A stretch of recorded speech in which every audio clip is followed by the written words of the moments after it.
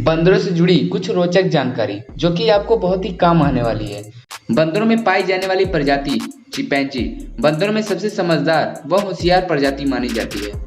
विश्व में बंदरों की कुल 264 प्रजाति को खोजा जा चुका है तथा भारत में सर्वाधिक मात्रा में मकैक और लंगूर की प्रजाति के बंदर पाए जाते हैं।